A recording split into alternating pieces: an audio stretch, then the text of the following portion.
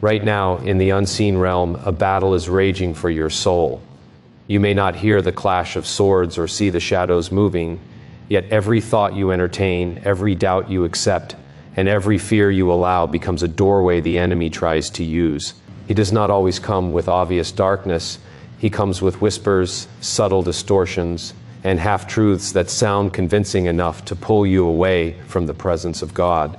He studies your weaknesses, your past wounds, and your moments of loneliness, crafting lies designed to feel like your own voice. These lies are not random. They are strategic, targeted, and repeated until they feel like truth. They tell you that you are unworthy, that God is distant, that change is impossible, that your past defines you, and that surrender will cost you everything. Yet beneath every lie is a deeper agenda, to separate you from the only source of life, peace, and purpose. This is not just a struggle of emotions or circumstances. It is spiritual warfare, and recognizing these lies is the first step toward breaking their power over your mind and reclaiming the authority that was always meant to be yours. The lie that you are not worthy of God's love is one of the most subtle and destructive weapons used against your soul. It often begins as a quiet whisper, reminding you of your mistakes, replaying your failures, and magnifying every moment you fell short. It convinces you that because you have sinned, because you have doubted, because you have struggled, you somehow disqualify yourself from the mercy and grace of God. Over time, this lie grows louder, shaping the way you see yourself until you begin to believe that God's love is reserved for others, those who seem stronger, purer, or more disciplined, while you remain on the outside, watching but never truly receiving. This deception thrives on shame. It tells you that your brokenness is too great, that your flaws are too visible, and that your heart is too inconsistent. It points to your past and says, look at what you've done, as if your history has the power to cancel God's promises. It convinces you that you must first fix yourself, clean yourself, and prove yourself before you can approach Him. But in doing so, it builds a wall between you and the very source of healing you need. Instead of running toward God in your weakness, you begin to withdraw, hiding behind guilt and fear, believing that distance is what you deserve. What makes this lie so dangerous is that it often disguises itself as humility. It sounds like honesty when you say, I'm not good enough, or I don't deserve God's love. But beneath those words is a rejection of the truth that God's love was never based on your performance. It was never something you could earn, and it is not something you can lose because of your failures. The enemy wants you to measure divine love with human standards, to believe that love must be deserved, achieved, or maintained through effort.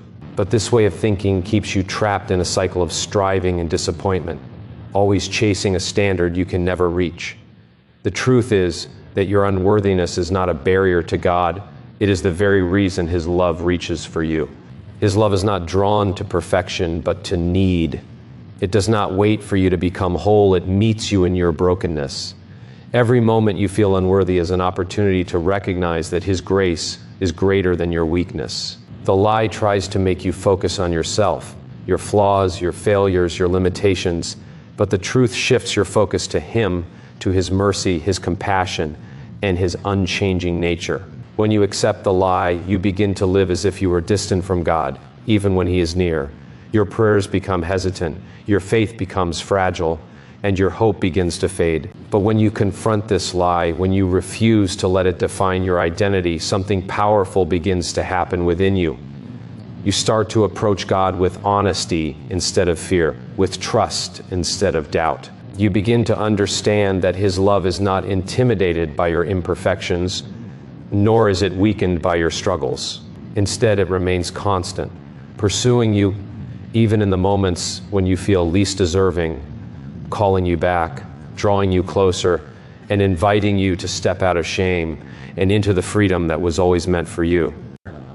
The lie that God has abandoned you often strikes in your most vulnerable moments, when prayers seem unanswered, when silence replaces clarity, and when the weight of your struggles feels heavier than your faith.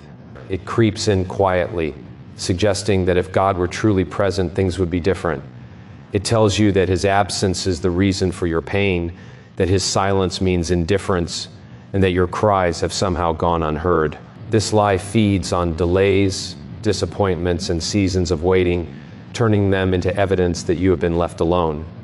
It begins by distorting your perception of God's presence. Instead of recognizing that He is working beyond what you can see, you start to measure His nearness by your emotions and circumstances. When you feel peace, you believe He is close, but when you feel anxious or overwhelmed, you assume He has withdrawn. This creates a fragile faith, one that rises and falls based on temporary feelings rather than unchanging truth. The enemy exploits this weakness, whispering that your current situation is proof that God has stepped away, leaving you to face life on your own. This lie becomes even more convincing during seasons of hardship.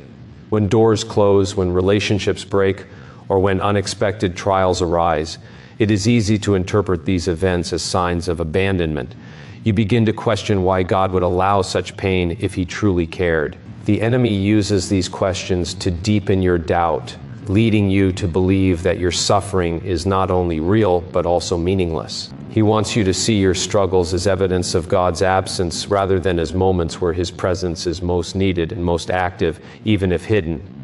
Over time, believing this lie creates distance. You may not physically walk away, but your heart begins to withdraw.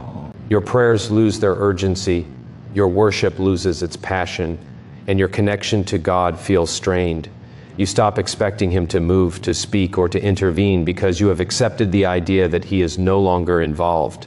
This emotional and spiritual distance becomes a self-fulfilling cycle, where the less you reach out, the more distant He seems, reinforcing the very lie that started it all. Yet the truth stands in direct opposition to this deception. God's presence is not dependent on your perception, and His faithfulness is not limited by your understanding. Even in silence, He is listening. Even in waiting, He is working. The moments when you feel most alone are often the moments when He is closest, sustaining you in ways you cannot yet recognize. His absence is never the reality. It is only the illusion created by doubt and fear. The enemy wants you to interpret silence as abandonment, but silence can also be a space where deeper trust is formed. He wants you to see delay as neglect, but delay can be preparation for something greater than you imagined. When you begin to challenge this lie, you start to see your situation differently. You realize that God has not stepped away, but is inviting you to trust Him beyond what you can feel or see, to believe in His presence even when it is not obvious, and to hold on to the truth that you are never truly alone, no matter how convincing the darkness may seem. The lie that your past cannot be forgiven is one of the heaviest chains the enemy places on your soul, binding you to moments that God has already seen, already known, and already made provision to redeem. It whispers that what you have done is too dark, too repeated, or too intentional to ever be washed away. It replays your worst decisions like a relentless echo, convincing you that those moments define who you are and determine what you deserve. Instead of seeing your past as something that can be transformed, you begin to carry it as a permanent identity, a mark that separates you from grace. This lie gains strength through memory.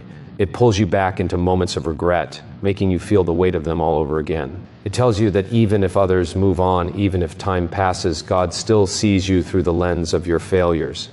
It convinces you that forgiveness might be possible for others, but not for you, because you know the full story, the hidden details, and the intentions behind your actions. The enemy uses this awareness to distort your view of mercy, making it seem distant and conditional rather than immediate and abundant. Shame becomes the tool that keeps this lie alive. It does not just remind you of what you did, it tells you that you are what you did. It shifts your focus from your actions to your identity, making you believe that your mistakes have become your essence. Under this weight, you begin to hide, not only from others, but from God. You hesitate to pray honestly, to seek closeness, or to believe that restoration is possible, because deep down you feel disqualified. The lie convinces you that forgiveness is something you must earn over time, through effort, through suffering, or through proving that you have changed enough to deserve it. What makes this deception so powerful is that it twists your understanding of justice. It tells you that forgiveness without punishment is unfair, that grace without payment is impossible. It leads you to believe that you must carry the burden of your past as a form of balance, as if holding on to guilt somehow makes things right. But in doing so, it blinds you to the truth that forgiveness was never about your ability to repay, but about God's willingness to restore. The enemy wants you to remain focused on your debt, while God calls you to see the freedom that has already been offered. As long as you believe this lie, you remain stuck, unable to move forward because you are constantly looking backward. Your past becomes a barrier to your future, limiting your faith, your purpose, and your relationship with God. But when you begin to challenge this lie, something shifts within you. You start to see that forgiveness is not based on the size of your sin, but on the depth of God's mercy. You realize that no moment is too broken to be redeemed, no failure too great to be covered, and no history too damaged to be restored. The enemy wants your past to be a prison, a place where you remain trapped in regret and self-condemnation. But the truth calls you to step out of that prison, to release what has been holding you, and to embrace the reality that forgiveness is not a distant possibility, but a present gift, available even now, inviting you to walk free from the weight you were never meant to carry and into a new identity that is not defined by where you have been, but by the grace that now surrounds you. The lie that you will never truly change is one of the most paralyzing deceptions that can take hold of your mind. It does not come with loud accusations at first. It grows quietly through repeated failure, unmet expectations, and moments when you fall back into patterns you thought you had left behind. It begins to suggest that transformation is only temporary, that no matter how hard you try, you will always return to the same struggles.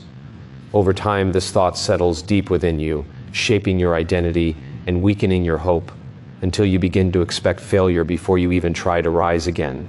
This lie feeds on cycles. Each time you stumble, it points to the pattern and says, "See, nothing has changed." It takes isolated moments and turns them into permanent conclusions. Instead of seeing growth as a process, you start to believe that your current struggle is proof of your future limitation. The enemy wants you to interpret delay as impossibility, to see progress as insignificant, and to dismiss every small victory as meaningless. In doing so, he shifts your focus away from what is being built within you and locks your attention onto what has not yet been perfected. What makes this lie so powerful is that it disguises itself as realism. It sounds practical when you think, "This is just who I am," or "I've always been like this." It feels grounded when you assume that change is unrealistic for someone with your history, your habits, or your environment.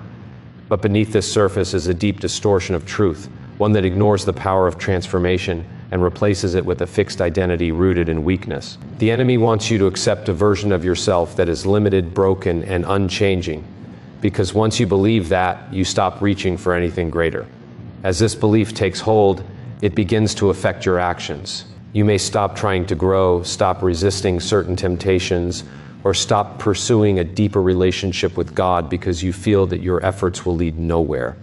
Even when opportunities for change appear, you approach them with hesitation, already expecting disappointment. This mindset creates a barrier that prevents real transformation, not because change is impossible, but because the belief that it is impossible keeps you from fully engaging in the process. The truth is that change is not defined by how quickly it happens, but by the direction in which you are moving.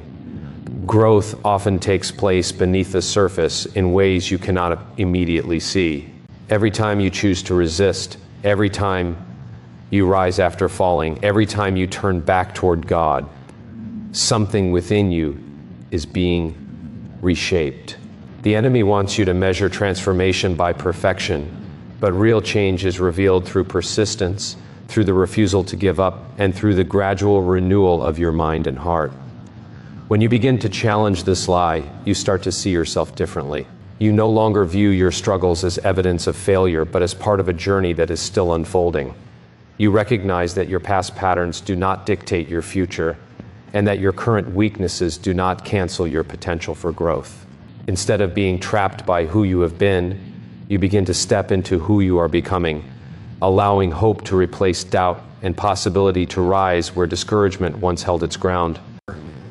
The lie that sin will satisfy you more than God is one of the most enticing and deceptive strategies used against your soul. It does not present itself as destruction. In the beginning, it appears as relief, pleasure, comfort, or escape. It promises immediate gratification, a quick answer to your desires, and a way to fill the emptiness you feel inside. It whispers that what you are craving right now can be found in something temporary, something within reach, something that feels easier than surrendering to God. In that moment, it paints sin as attractive, harmless, and even necessary, while making obedience seem restrictive and less fulfilling. This lie works by focusing on your present emotions. When you feel stressed, it offers escape. When you feel lonely, it offers connection. When you feel restless, it offers excitement. It studies your vulnerabilities and aligns its promises with your desires, making it seem as though sin is not only an option, but the best solution. The enemy wants you to believe that what God asks you to resist is actually what will make you feel alive. He distorts your perception, convincing you that denying yourself is a loss rather than a path to something deeper and more lasting. What makes this deception so powerful is its ability to deliver just enough pleasure to keep you returning, but never enough to truly satisfy you. In the moment, it feels real, it feels rewarding, and it feels like the answer you were looking for. But once the moment passes, something shifts. The satisfaction fades, leaving behind emptiness, regret, and a longing that is even stronger than before. Yet, instead of recognizing the cycle, the lie convinces you that the problem is not the sin itself, but that you simply need more of it or a different version of it to finally feel complete. Over time, this creates a pattern of dependency. You begin to chase feelings instead of truth, moments instead of meaning. Your desires become louder, your resistance becomes weaker, and your connection to God feels distant. The enemy uses this cycle to pull you further away, not by force, but by convincing you that you are choosing something better. He wants you to believe that fulfillment can be found outside of God, that satisfaction can exist apart from the one who created your deepest needs. The truth is that sin can imitate satisfaction, but it cannot sustain it. It can offer a temporary feeling, but it cannot provide lasting peace. What it promises in the beginning, it takes away in the end. It drains rather than fills, it binds rather than frees, and it leaves you searching again for something that can only be found in God. True fulfillment is not found in fleeting experiences, but in a relationship that restores, renews, and satisfies at the deepest level of your being. When you begin to see through this lie, your perspective starts to change. You recognize that what once seemed appealing is actually empty, and what once felt restrictive is actually freeing. You begin to understand that every temptation is not just an invitation to sin, but a moment to choose what truly satisfies. Instead of being drawn by immediate desire, you start to look beyond the moment, seeing the deeper reality behind the promise, and realizing that what your soul truly longs for cannot be replaced by anything temporary, no matter how convincing it may appear. The lie that you are alone in your struggles is one that isolates you at the very moment you need connection the most. It does not always announce itself boldly. It settles quietly into your thoughts, suggesting that no one truly understands what you are facing, that your battles are unique, and that your pain is something you must carry by yourself. It convinces you that others may appear strong, faithful, and stable, but you are somehow different, set apart by your weaknesses and failures. This lie builds a sense of separation, making you feel disconnected not only from people but also from God. It begins by magnifying your internal battles. The thoughts you fight, the temptations you resist, and the doubts you carry start to feel like burdens no one else could possibly comprehend. The enemy uses this perception to create distance, whispering that if others really knew what you were going through, they would judge you, reject you, or turn away. As a result, you begin to hide your struggles, choosing silence over honesty, isolation over vulnerability. What could have been shared becomes concealed, and what could have been healed begins to deepen in secrecy. This lie thrives in comparison. You look at others and see their outward strength, their confidence, their apparent peace, and you assume that they are not facing the same battles. You begin to believe that you are the only one failing, the only one doubting, the only one struggling to stay consistent. The enemy uses these assumptions to strengthen your isolation, making it seem as though you do not belong, as though your journey is separate from everyone else's. This sense of being alone weakens your resolve because it removes the support, encouragement, and understanding that could help you keep going. As this belief takes hold, it begins to affect your relationship with God. You may start to feel that even He is distant, that your struggles have somehow created a barrier between you and His presence. You hesitate to bring your weaknesses before Him, thinking that you should be stronger by now, that you should have overcome certain things already. Instead of running to Him for strength, you withdraw, trying to manage everything on your own, which only deepens the feeling of isolation. The truth is that you were never meant to fight alone. Your struggles are not as unique as the lie suggests, and your battles are not beyond understanding. There are others who have faced what you are facing, who have felt what you are feeling, and who have found strength not in isolation but in connection. More importantly, God is not distant from your struggles. He is present within them, aware of every thought, every fear, and every moment of weakness. His presence does not depend on your strength, but remains constant even when you feel at your weakest.